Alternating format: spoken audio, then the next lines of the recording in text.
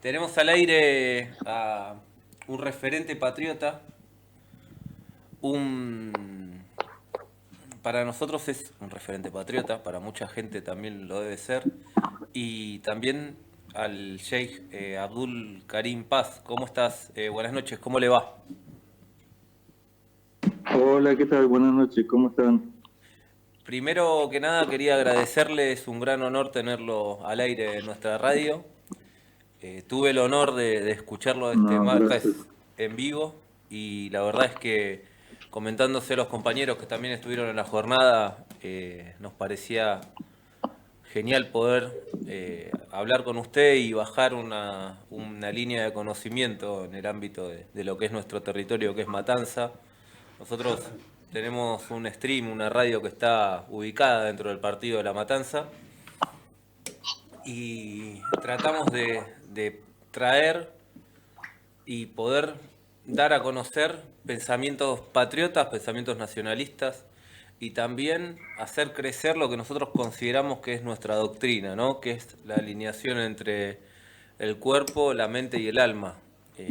Y esa es una gran tarea por la cual lo tengo que felicitar y por lo cual hace que me emocione tanto que esté al aire con nosotros. Muchas gracias, señor Mm, Adul, por tomarse el tiempo de estar al aire con nosotros. No, el agradecido soy yo y muchas gracias por el espacio, por el esfuerzo que hacen, por la comunicación y por invitarme al programa. Es un honor y un placer y compartir con ustedes. Así que soy yo el agradecido. Tenemos muchas consultas, tenemos muchas dudas, somos grandes oyentes de los streams y los programas donde se presentan. Eh, Vamos a empezar por la parte más coherente y más centrada, que es el compañero Vinicius, que tiene algunas dudas. Yo voy a dejar para lo último porque lo mío va a llevar un poco más al... Compañero Abdul, ¿qué tal? Vinicius lo saluda, un gusto estar hablando con usted. Y bueno, para dar ¿Qué tal, inicio, Vini?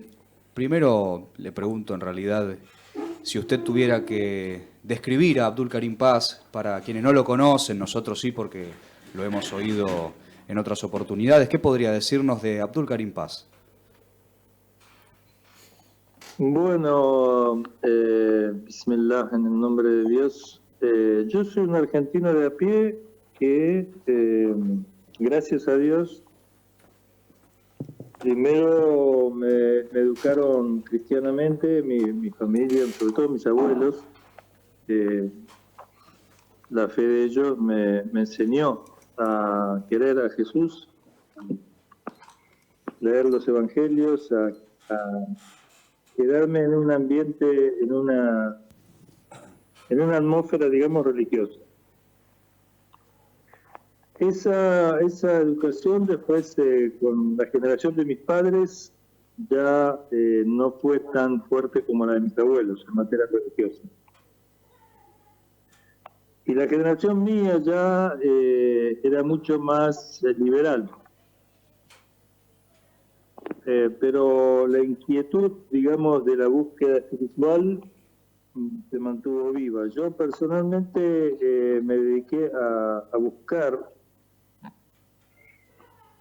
a intentar encontrar un camino espiritual, algo que me acercase al Jesús de los Evangelios, pero en nuestra época y en nuestra sociedad y en nuestra civilización muy materialista. Y después de años, más o menos como 4 años, de estudiar filosofía, de leer muchas cosas, de hacer muchos viajes y consultar a muchas distintas cosmovisiones, doctrinas de Oriente, de Occidente, conocí en ese periplo conocí el Islam, cosa que yo desconocía totalmente. Bien. Y entonces eso me llevó a inmediatamente aceptarlo como vía de acercamiento a Dios y a los profetas y a Jesús, el que buscaba yo. Y bueno, allí comenzó por el año 83 el camino espiritual de este argentino de a pie que, eh, digamos, tiene mucha pompa, pero sí con una inquietud espiritual y filosófica, se dedicó a buscar ese camino y gracias a Dios encontrarlo. Bien, bien, perfecto. Bueno, usted es un agudo analista, además de ser un hombre de fe, luego le vamos seguramente a preguntar, a indagar en ese sentido, es un agudo analista de la política internacional. Nosotros quisiéramos pedirle una visión del mundo, cómo lo ve actualmente, luego ahondaremos seguro en la cuestión de Medio Oriente, que siempre es un enigma, por lo menos para los occidentales, porque los medios de comunicación que no son comunicativos, que generalmente desinforman, bueno, usted entenderá, muestran una versión parcial. Así que, ¿qué nos puede decir, Abdul, respecto al mundo que vivimos hoy? Bueno, primero que la política internacional, como dijera Juan Domingo Perón, es la política, o sea, es realmente la que orienta a la casa menor, si se quiere, que es nuestro país en el mundo.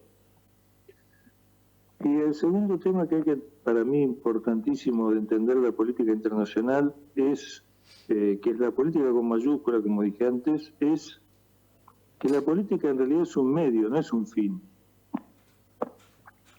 El fin último del ser humano es trascendente, no es inmanente a este mundo, no es lograr vivir bien, suponte, digamos. Ni siquiera que haya justicia como tal es un fin en sí mismo. Es decir, suponte una sociedad justa, donde no haya ninguna opresión, ninguna injusticia, ninguna desigualdad, ninguna digamos, ningún abandono, ninguna insensibilidad, donde no haya realmente pobreza, indignidad, enfermedades, que es una sociedad guiada por los profetas, por Jesús, Moisés o Mohammed. Ellos son capaces de generar una sociedad así. En realidad el fin de la política es el conocimiento de sí mismo, el conocimiento de Dios, y la adoración a Dios, y el agradecimiento a Dios, y la gloria a Dios. Ese es el fin de la buena política. Es decir, hacer el bien común, el bien a los hombres, el bien a los semejantes, es parte del segundo mandamiento. Pero el segundo mandamiento está sujeto al primero, que es amar a Dios y conocer a Dios. Entonces, lo primero en geopolítica es saber de qué estamos hablando en profundidad. Es decir, la geopolítica y la política son instrumentos, los mejores, para la espiritualización y el conocimiento de Dios. El segundo punto es que el Medio Oriente es la tierra de los grandes profetas. De acuerdo al Islam, hubo profetas en todos los continentes, en toda la historia de la humanidad.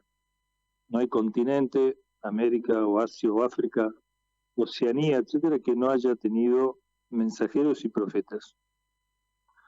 Pero el Medio Oriente, seguramente quizás por su ubicación geográfica central, ha tenido los grandes profetas, como Noé, Abraham, Moisés, Jesús, Mohammed.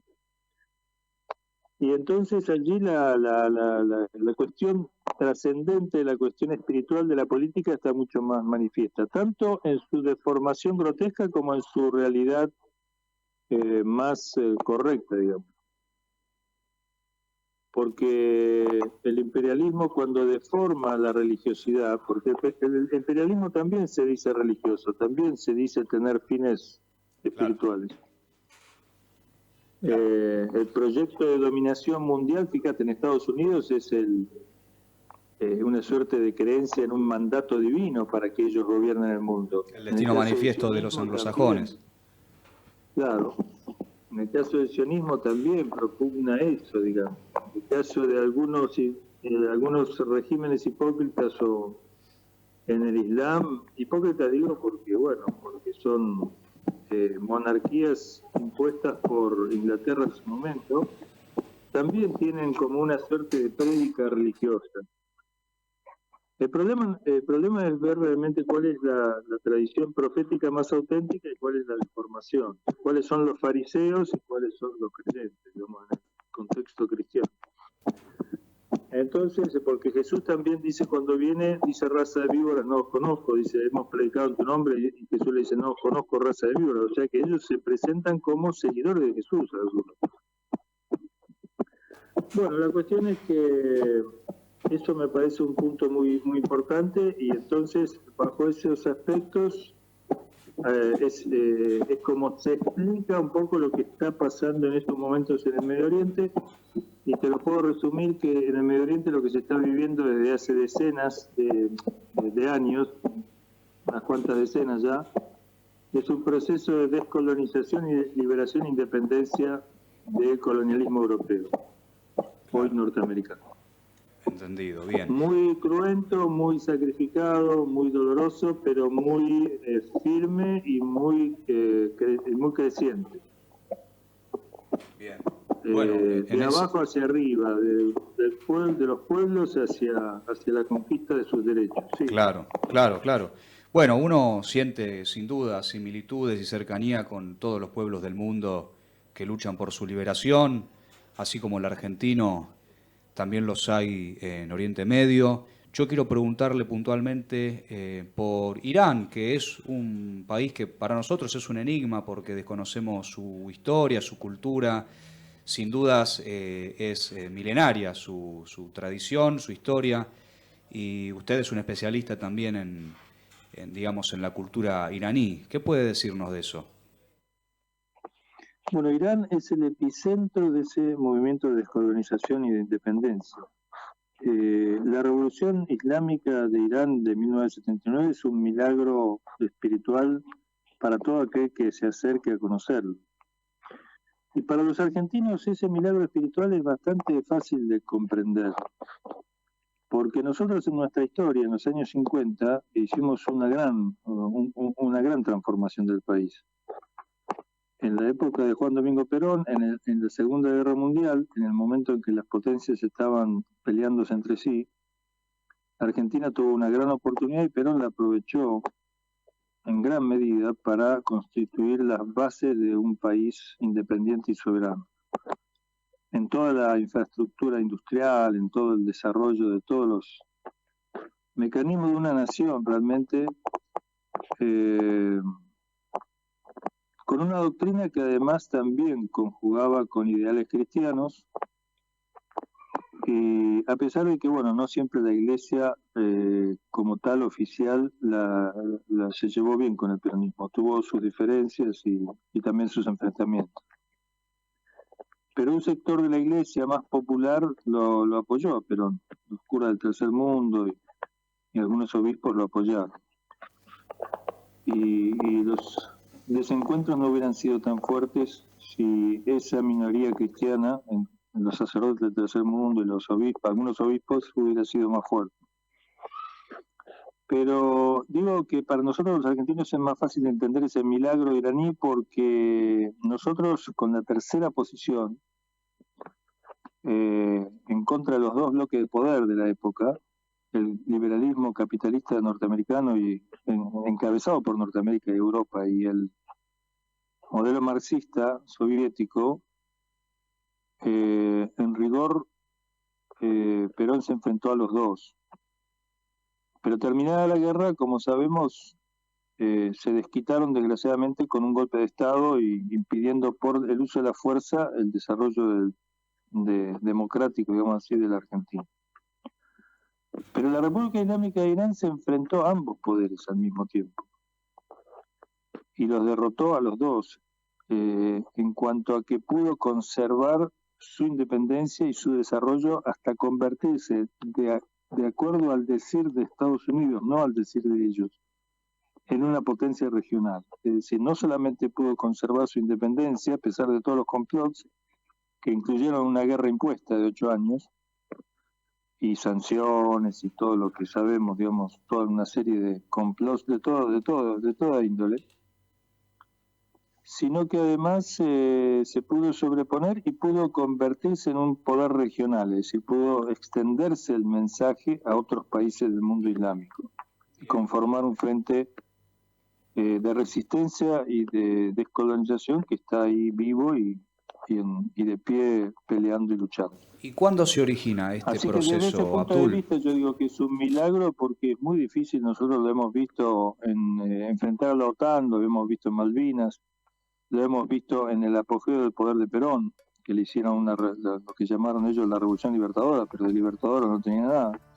Ahora decimos Entonces podemos dimensionar lo que es haber enfrentado a ambas potencias y hoy en día que Estados Unidos diga que Irán es un hueso muy duro de roer y que no sabe bien qué hacer con Irán y que amenaza pero no se anima y que en definitiva si se animase alguno de estos días, esperemos que no, pero si lo hiciera seguramente sería muy malo para Norteamérica, mucho más que para Irán.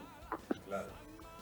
Bueno, en ese sentido, ¿qué relación ha tenido Irán con la Siria moderna? Nosotros hemos asistido el año pasado al derrumbe, ¿no?, y al derrocamiento del presidente Bashar al-Assad por fuerzas que a mí me gustaría que usted pudiera describir, ¿no?, quiénes han participado de ese derrocamiento y cuál fue en definitiva el interés en derrocar a un hombre que uno lo veía, al menos desde aquí, desde Argentina, como un líder popular, un hombre que había construido poder nacional para Siria, también muy cercano a Irán.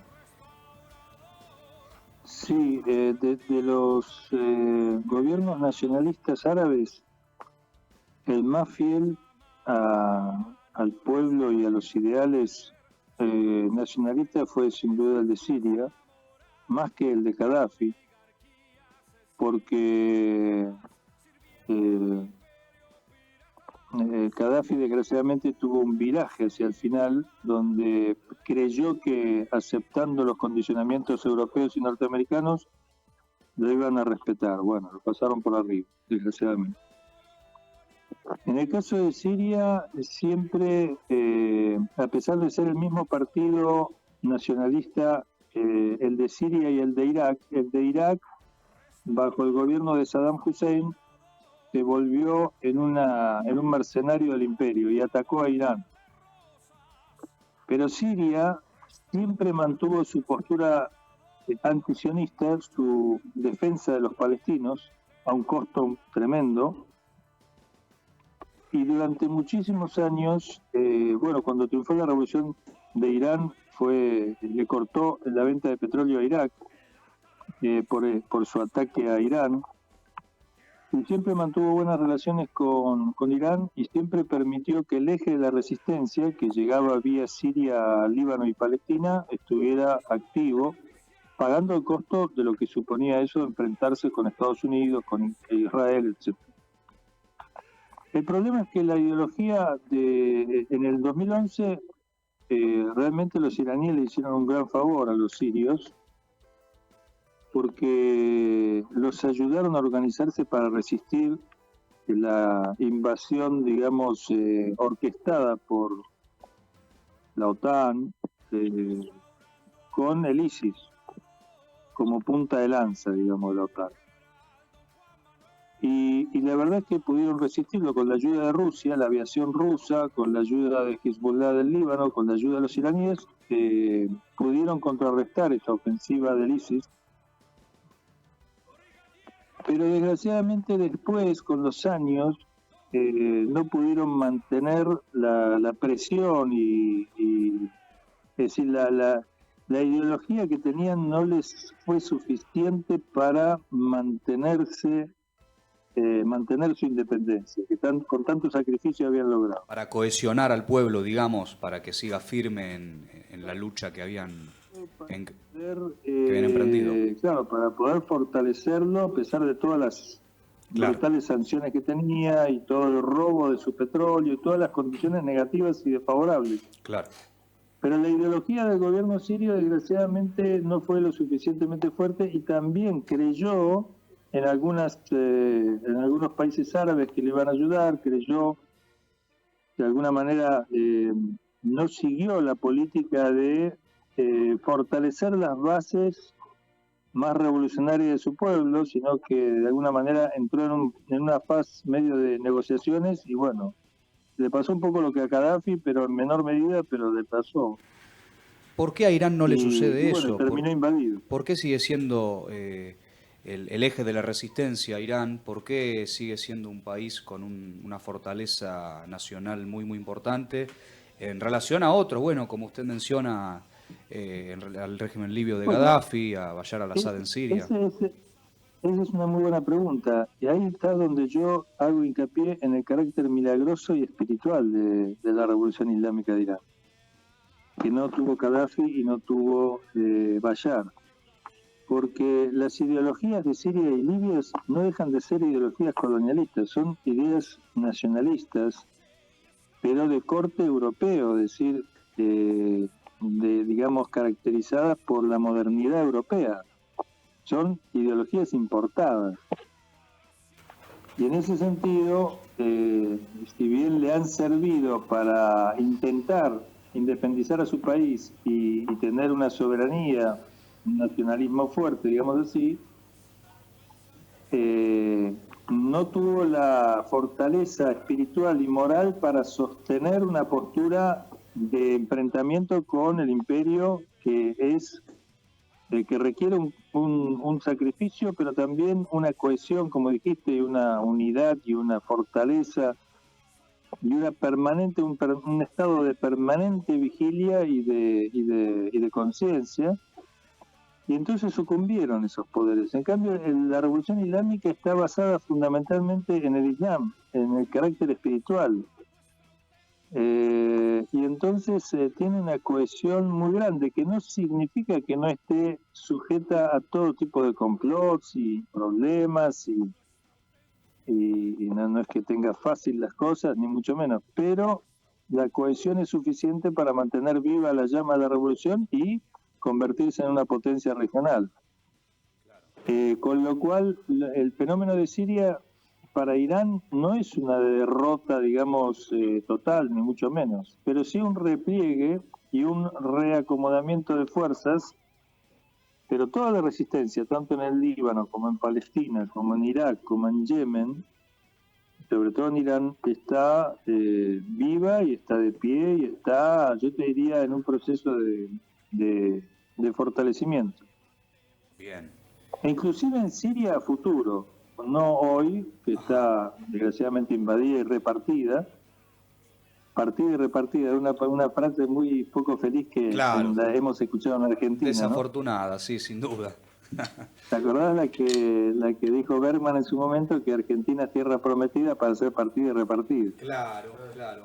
Bueno, yo quería en algún momento pasar a Argentina. Quisiera preguntarles a mis compañeros si tienen alguna pregunta relacionada al Medio Oriente, quieren ahondar en algún tema más. Buenas noches, Mariano nuevamente le consulta a Dubich. Hola Mariano, ¿qué tal? Le hago una consulta con respecto a un pensamiento suyo y remarcar, para desmitificar, nosotros tratamos de llevar adelante esta visión de lo que es el nacionalismo, lo que es la mirada de ciertos referentes en la matanza, para desmitificar, parafraseando un poco lo que he escuchado en sus entrevistas sobre que la resistencia es el ataque al pueblo judío y que el Corán, uno de los libros sagrados, menciona a Moisés numerosas veces y Moisés era judío, Jesucristo era judío, la Virgen María judía.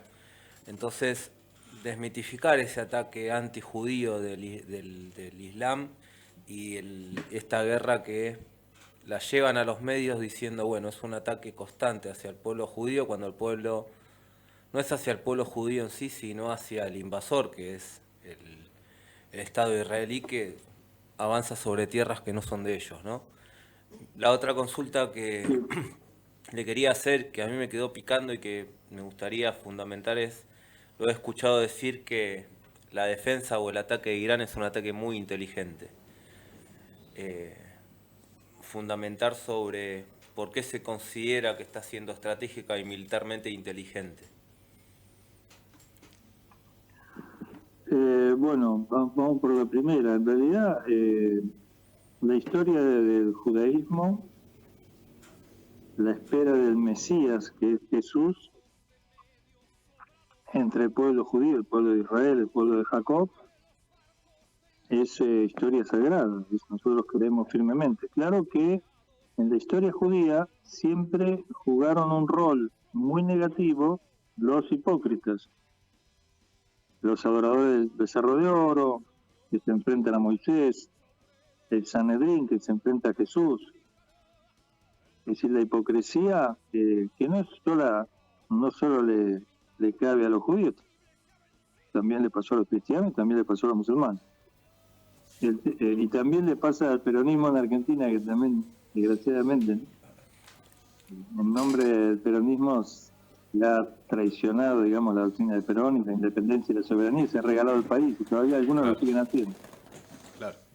Entonces eso es importante diferenciarlo. Nosotros no podríamos ser musulmanes y ser antisemitas, primero porque los árabes son semitas, pero más allá de eso, ni siquiera podríamos ser semitas en el sentido de ser antijudíos. La historia habla claramente de que cuando fueron perseguidos los judíos en Europa en la Edad Media se refugiaban en el mundo islámico. Y que antes de la creación del Estado de Israel en el 47 vivían un 10% de judíos en Palestina en paz, sin ningún problema. Y que los judíos han sido víctimas de la colonización sionista. Y que los judíos, un grupo de ellos, una parte de ellos, está en contra del sionismo, son antisionistas y se manifiestan y sufren todo tipo de persecución, igual que el resto de los palestinos, cristianos y musulmanes. Pero para confundir la cosa, desgraciadamente, bueno, el sionismo apela a la cuestión religiosa, a los símbolos religiosos de David, de Israel, etcétera, pero eso es una máscara que esconde, toda una política absolutamente anti-Moisés y anti-sagrada, como es el asesinar a niños, más de 20.000 llevan en Gaza, el asesinar a civiles, el asesinar el impedir la ayuda humanitaria, el asesinar, bombardear escuelas, hospitales, suministros de alimentos, todo lo que estamos viendo.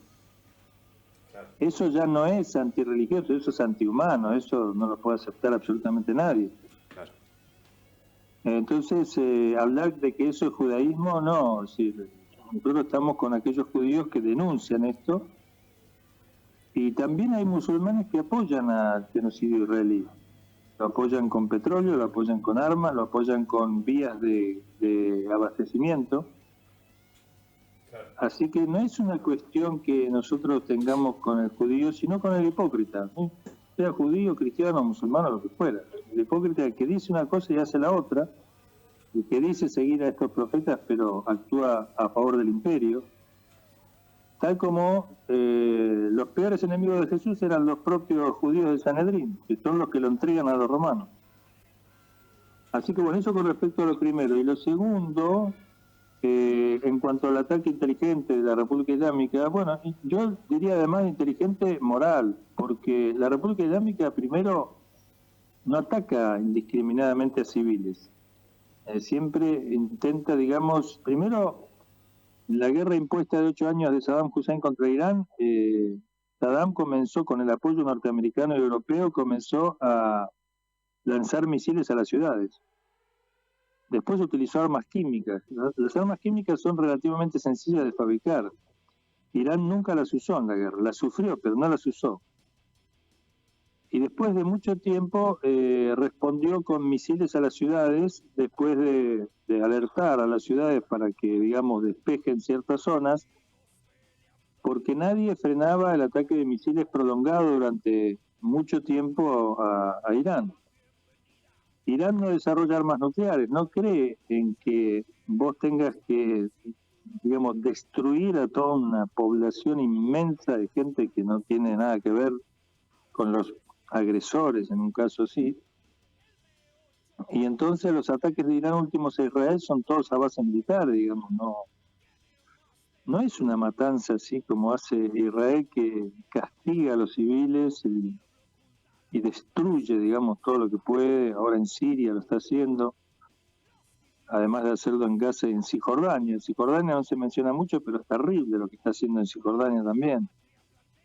Así que ¿para qué decir Estados Unidos, que arrojó bombas atómicas en Japón y a misma hora ataca ciudades en el Yemen? Es brutal la reacción, ¿no? Acá en Argentina se habló incluso de que si las Malvinas Argentina hubiera derrotado a la flota inglesa en una primera instancia, probablemente habían amenazado o tirarían bombas atómicas en el territorio argentino, en el continente. Sí. Es decir, no, eso es una brutalidad que no tiene ningún tipo de espiritualidad, de moral, de nada. Claro. En el fondo son quizás paganos. No tiene códigos. Porque esto Lo que hizo Margaret Thatcher de hundir el general Belgrano es una cosa que no tiene códigos humanos, éticos, claro, de ninguna naturaleza. Es poder por poder, claro, de cualquier manera que venga. claro. Son los códigos de la oligarquía que, como usted bien dice, son hipócritas, no tienen un sentido de trascendencia, de religión, de fe. Por eso hacen lo que hacen. Estados Unidos, Inglaterra, el Estado de Israel, claro, usan como mascarilla de proa, como, digamos, como instrumento de autodefensa al pueblo judío, que no tiene absolutamente nada que ver con el Estado de Israel. Claro, ellos se revisten de todos, de grandes valores, libertad, democracia, racionalidad, qué sé yo, evolución, Claro. todo tipo de cuestiones, ¿no? Las sociedades científicas, las sociedades que respetan los derechos individuales, ellos respetan todo, uno los escucha y son extraordinarios, dan clase de moral. Claro. Abdul, ¿cómo ve la situación aquí en la Argentina? Nosotros tenemos un presidente actualmente muy alineado con Israel, Estados Unidos e Inglaterra, por más que no lo diga, porque finalmente su diplomacia va en sentido favorable, digo, a la corona británica. Y bueno, ¿cómo ve el horizonte político a corto, mediano y largo plazo? ¿Qué nos quiere decir respecto a la Argentina? Bueno, yo en primer lugar quiero disculparme porque yo voy a tener que atender a una gente que vino y no voy a poder extenderme mucho. Les quiero agradecer mucho el espacio que me dieron y bueno, cuenten conmigo para cuando quieran. Para mí es un honor y un placer. Y con respecto a la pregunta que me haces, yo creo que la política argentina económica, cultural, de todo punto de vista es inviable, o sea, es una postura muy extrema, muy en contra de los valores tradicionales del pueblo argentino. En lo económico ya lo hemos visto, es totalmente dependiente, achica los espacios de participación social en la economía, reduce a los grandes monopolios, entrega al país y los recursos. Digamos, fortalece todo el enriquecimiento financiero externo, endeuda al país, y bueno, y eso se sostiene a base de deuda, pero la deuda tiene un límite, de alguna manera ya se lo están marcando, y entonces esto termina estrepitosamente con un saldo muy negativo para el pueblo argentino y para su soberanía e independencia. Ahora, esperemos que, bueno, que desgraciadamente hay veces que uno se despierta sin dolor y hay veces que el dolor lo despierta a uno. Desgraciadamente parecería que Argentina, que tiene ejemplos en la historia de desarrollo, de sacrificio, de esfuerzo, de planificar un horizonte de independencia, de soberanía, realmente tuvimos momentos brillantes en la historia, ahora estamos en un momento muy, muy negativo, donde la ingeniería social nos lleva al pueblo argentino a votar a verdugos, que lo laceran, digamos, generan sufrimiento, dolor, pobreza. Y bueno, esperemos que lo único que podemos esperar y pedir es que esto sea factor de despertar y de unidad y de recurrir a los mejores valores de nuestra tradición. Que eso vaya creciendo en la gente hasta encarnar en un movimiento que, bueno, que termine con este proceso descendente y desintegrador y entregador y lo cambie por aquellos periodos que tuvimos en la historia en el siglo XX y en el siglo XIX, de los mejores momentos que hemos tenido, grandes caudillos que han encarnado otros valores de independencia con inteligencia y con esfuerzo y bueno, esperemos que pronto tengamos un despertar de esa naturaleza. Dios quiera que sí, Abdul. Y bueno, si no le parece mal, lo comprometemos para una segunda parte porque nos han quedado muchos temas pendientes, queremos que pueda continuar con la entrevista. ¿Qué le parece? No, yo estoy muy agradecido, Sí, por favor, cómo no. Ustedes tienen el programa siempre los viernes. Siempre los viernes, exactamente. Bueno, ¿y el programa va de 20 a 21? De 20 a 22.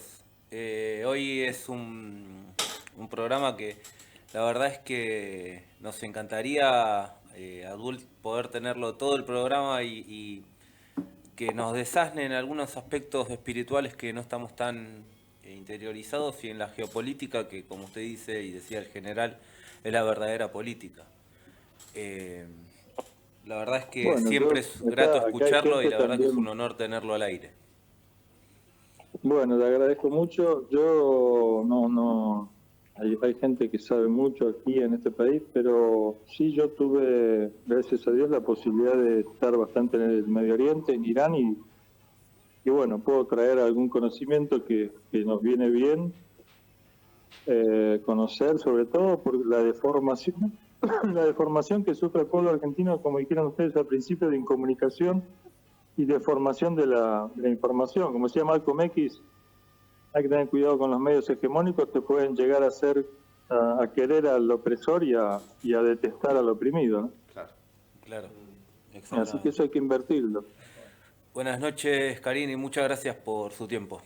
Abrazo grande. Bueno, yo los viernes tengo reuniones que a lo mejor a mí me queda mejor en otra oportunidad que ustedes quieran, más hacia el final, después de las 9, hay que ver. Pero bueno, lo hablaremos. Yo Lo le agradezco organizamos mucho bien una vez más, y saludos a Juan, también un amigo en común, a Juan Paunero. un saludo grande también a Juan y muchas gracias, Karim. Dale, que vaya muy bien. Adiós. Bueno, nos dimos un pequeño lujo de tener al compañero y referente, el Sheikh Abdul Karim Paz.